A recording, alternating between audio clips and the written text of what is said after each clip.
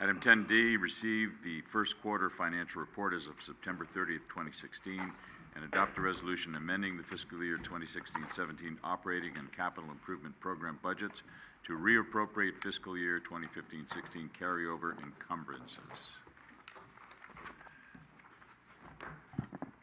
Good evening. Give me just a few minutes to figure out how to do my slideshow.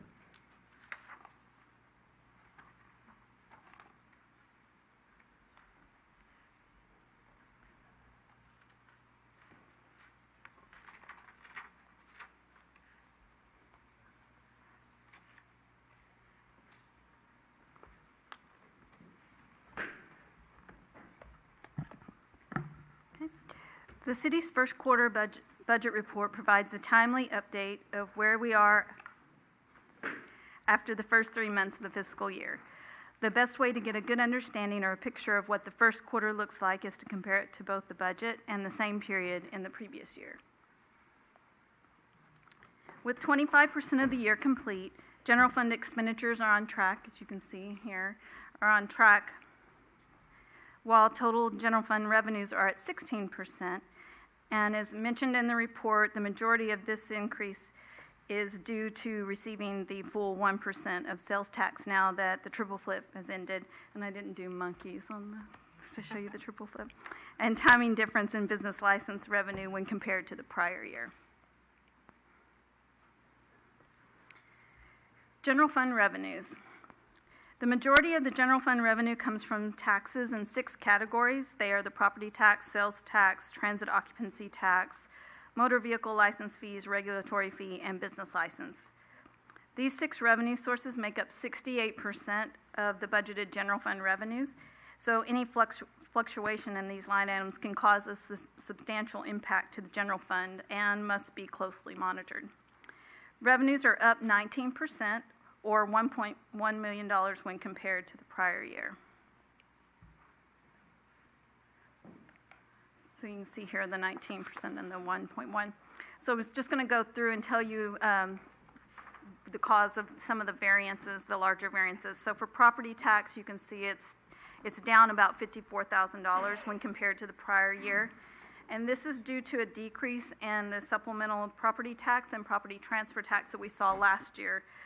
This decrease does reflect a decrease or a slowing of property sales in the city of San Bruno as they are based on a change of ownership.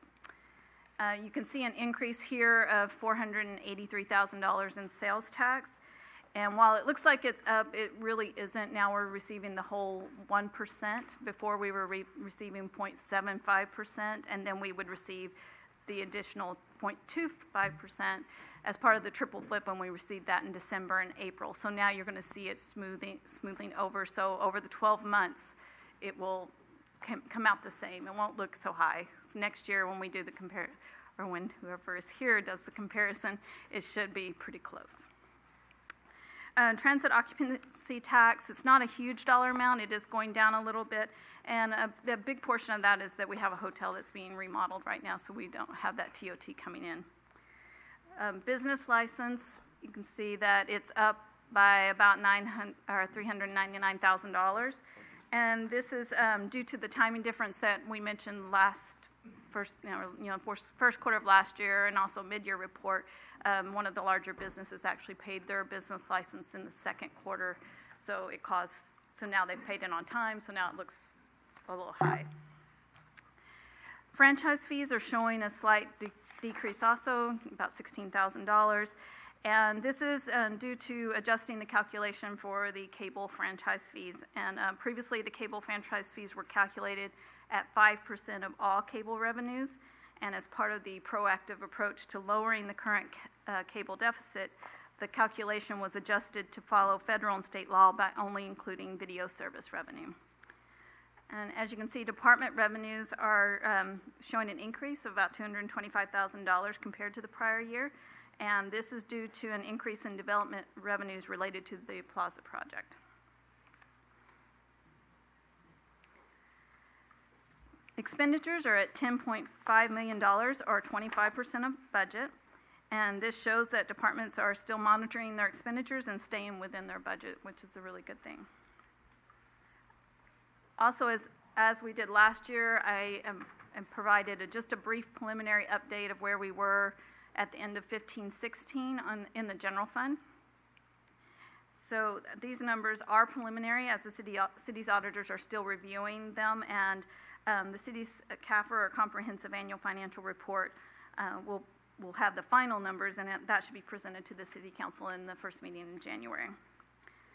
At fiscal year end, revenues came in at 101% of budget, or $558,000 higher, and expenditures came in at 98%, or $851,000 less than budget. This allowed staff to move approximately $550,000 to the general fund reserves.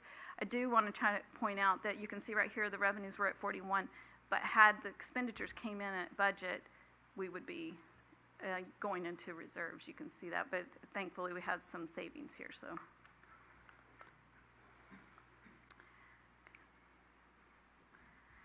Staff is requesting the reappropriation or carryover of prior year budget amounts that are necessary when services or projects are started but not completed at the end of the fiscal year. And total carryovers requested in this report are about $43 million.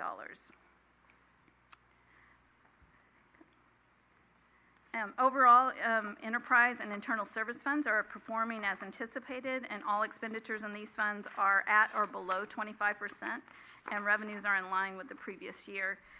Staff will provide a more detailed analysis of these funds in the mid-year report, and that concludes my report, and I'm available to answer any questions. Any questions for Angela? No? Thank you very much. It's great. Pardon? There's a resolution. Oh, yeah. No. For the carryovers. Oh, yes, it is. I'm sorry. Resolution for the carryover, right. Would someone like to introduce that resolution? I'll introduce.